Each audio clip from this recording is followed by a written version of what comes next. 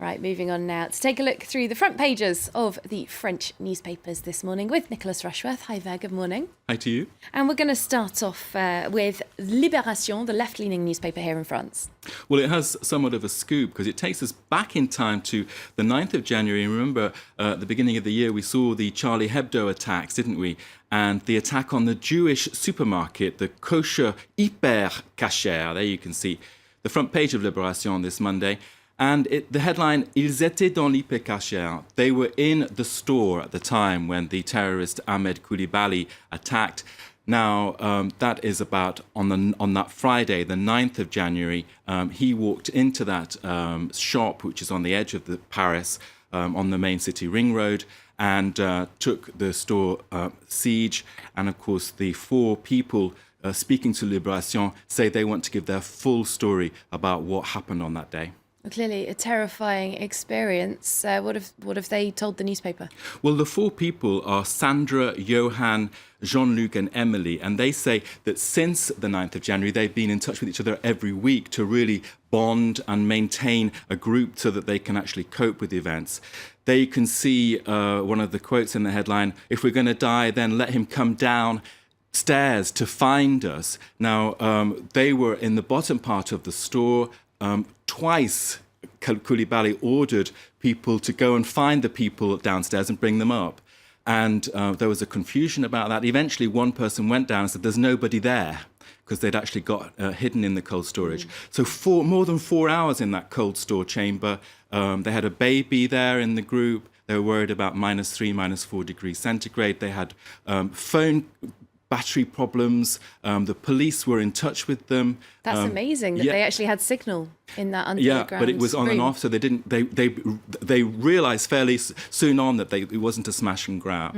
But one of the people speaking to Libé says, Emily, she says she's a nurse. She says the sight of blood never bothered me before, but since this attack, of course, I can't stand the sight of blood. Another one's in psychiatric care. Another one can't take public transport. So it's fascinating reading over 5 pages where they really spell out what happened to them and the after effect. A huge trauma for them and, of course, for other survivors and other people implicated in this story who perhaps we haven't talked about quite as much. Well, in all, incredibly, this is being reported in Le Figaro, which is saying that there are possibly 250 victims. There are certainly 250 cases of claims for compensation. And those claims are being delayed. The actual sums paid out to victims could be 10 to 20 million euros. But part of the problem for investigators and the judicial system here in France is how do you define a victim specifically? How directly involved were they? So many of those victims received an initial payment of 10 to 25,000 euros, Catherine, but they didn't actually get any more information than that since then. So time drags on in these cases. Very interesting indeed. Well, let's move on to some political matters here in France. The Socialist Party had a gathering over the weekend. They were trying to heal some wounds and divisions. Did that come off? Not according to the right-wing press and the 3-day conference in Poitiers in the rest of the country. And Le Figaro there saying behind the unity there was division. It's saying that there shouldn't have been because 60% of the activists for the Socialist Party gave the thumbs up to Manuel Valls and his shift to the centre, this whole social democrat shift that we're seeing with the Socialists.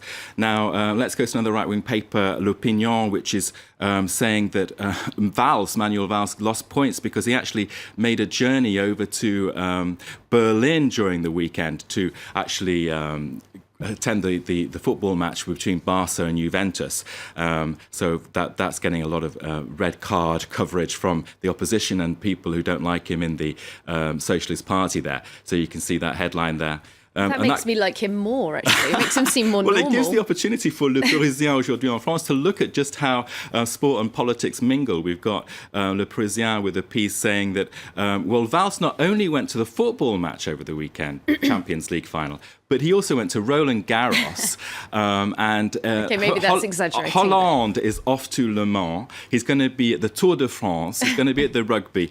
So, of course, that whole idea that there could be politics, sport, tie-up. What? No, of course not. Well, 'tis the season. It's a very sporting time of year, of course, isn't it? Maybe we'll let them off the hook. Thanks very much, Nick Rushworth. We'll be back a little bit later on this morning with a look through the international press for us.